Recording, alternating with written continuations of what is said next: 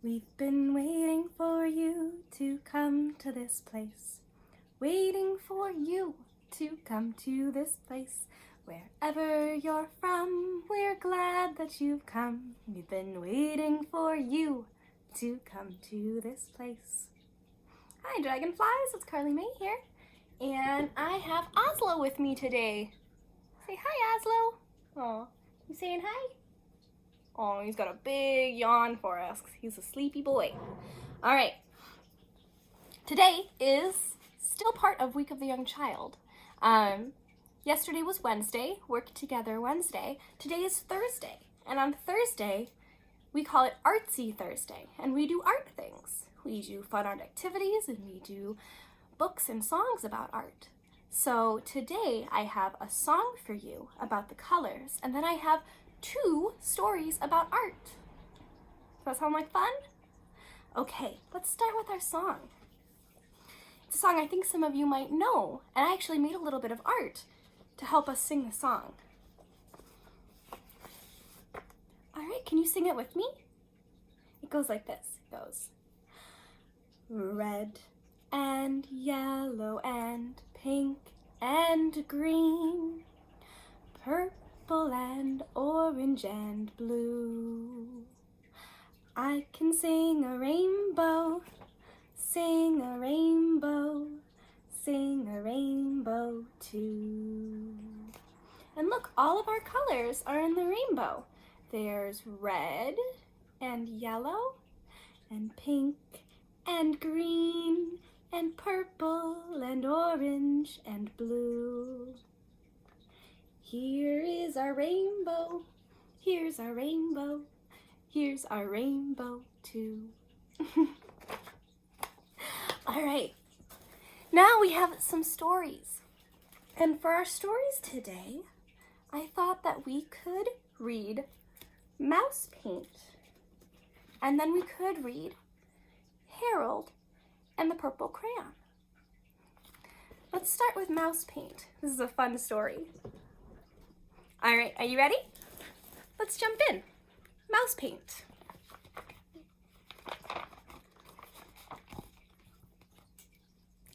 Once, there were 3 white mice on a white piece of paper. Look, do you see how white they are? And they blend in on the paper. The cat couldn't find them. They matched the paper so well. One day, while the cat was asleep, the mice saw 3 jars of paint. 1 red, red, 1 yellow, yellow, and 1 blue, blue. They thought it was mouse paint, and they climbed right in.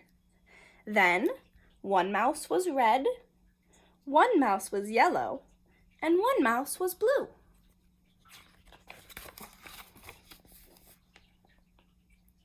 They dripped puddles of paint onto the paper. The puddles looked like fun. Do you guys like to jump in puddles when it's puddly outside, when it's raining? I think these mice might want to jump into these paint puddles. The red mouse stepped into a yellow puddle. See the red mouse in the yellow puddle? And did a little dance. His red feet stirred the yellow puddle and mixed it all up with the red on his paws until... Look, he cried. Red feet in a yellow puddle makes orange. Red and yellow makes orange. The yellow mouse hopped into a blue puddle, and his feet mixed and stirred and mixed and stirred. The yellow on his feet mixed up with the blue in the puddle until... Look down, said the red mouse and the blue mouse. His yellow feet in the blue puddle make green. Yellow and blue makes green. Then the blue mouse jumped into a red puddle, and he splashed and mixed and danced, and his feet His blue feet mixed around in the red paint until... Purple! They all shouted. When his blue feet mixed in the red puddle, it made purple. But the paint in their fur got all sticky and stiff. When paint dries, it gets hard. So they washed themselves down to a nice, soft white. Look where they're washing. They're washing all in the cat's water bowl. Oh, silly mice. And then they painted the paper instead. They painted 1 part red and 1 part yellow and 1 part blue. They mixed red and yellow paint and made an orange part. They mixed yellow and blue to paint part of the paper green. And they mixed blue and red paint to paint a purple part. But they left some white for when the cat came back. Look, they left 1 part of their paper nice and white so that they could hide from the cat. The end. I like that story. That's kind of a silly story with the mice dancing in that paint.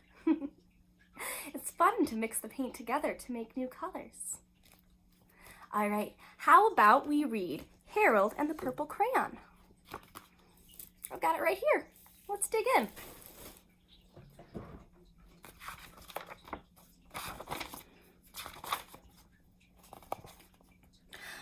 One evening, after thinking it over for some time, Harold decided to go for a walk in the moonlight.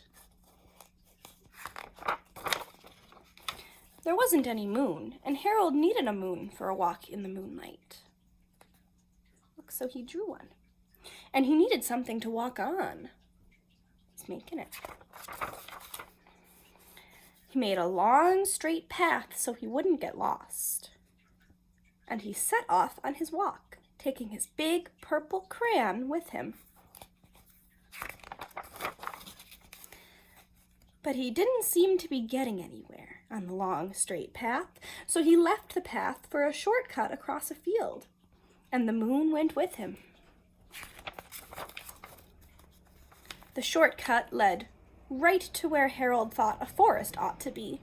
He didn't want to get lost in the woods, so he made a very small forest with just 1 tree in it.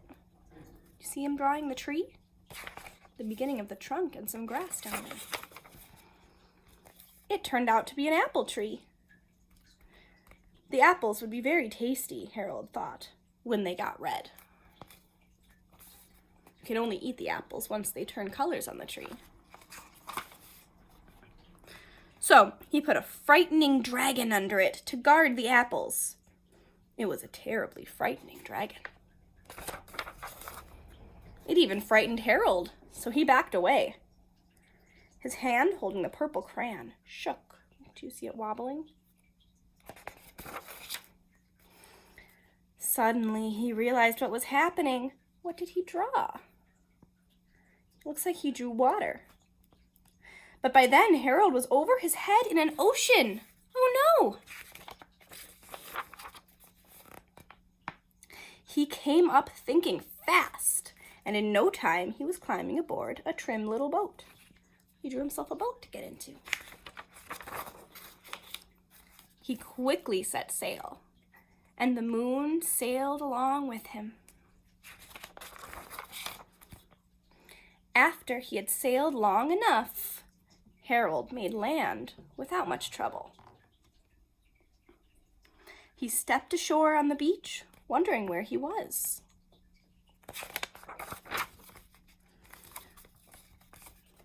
The sandy beach reminded Harold of picnics, and the thought of picnics made him hungry. So he laid out a nice, simple picnic lunch.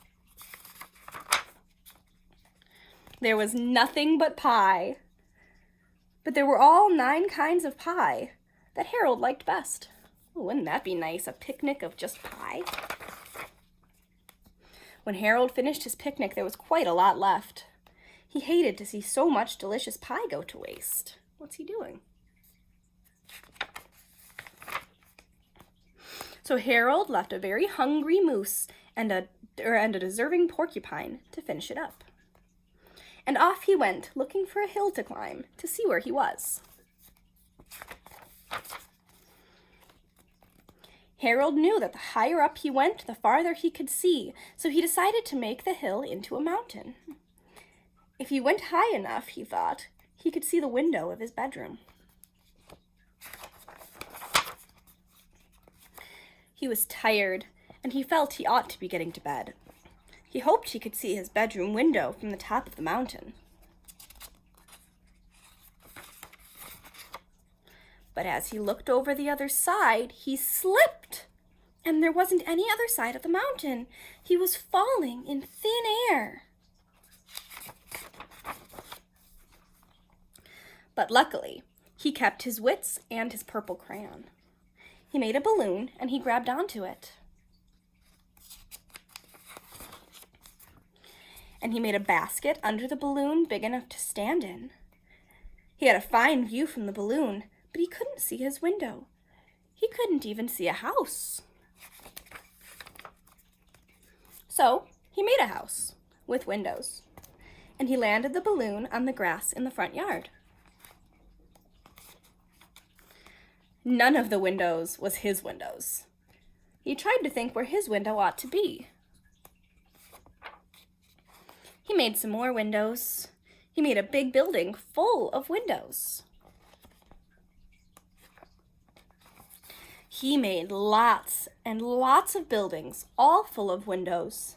He made a whole city full of windows. Look at all those windows. I wonder how many people would live in all those windows. But none of the windows was his window. He couldn't think where it might be. That's such a tricky puzzle. He decided to ask a policeman. The policeman pointed the way Harold was going anyway, but Harold thanked him. And he walked along with the moon, wishing he was in his room and in bed. Then, suddenly, Harold remembered. He remembered where his bedroom window was when there was a moon. It was always right around the moon. Then Harold made his bed. He got in it, and he drew up the covers. The purple crayon dropped on the floor, and Harold dropped off to sleep. The end. I really like that book. Isn't it neat how Harold can make a whole world for himself with just his crayon? Did you know you guys can do that too? You might not be able to draw a whole world around yourself, but you can draw a world in pictures on paper. And sometimes pictures on paper can feel pretty real too. Okay, dragonflies. That's it for our stories and for our song today. So let's sing one of our lullabies before we go. How about we sing Paper Moon? I think that's a pretty good song to sing for our book. He made a paper moon. Well, he made a crayon moon. But let's sing Paper Moon. They say it's only a paper moon, sailing over a cardboard sea. But it wouldn't be make-believe if you believed in me.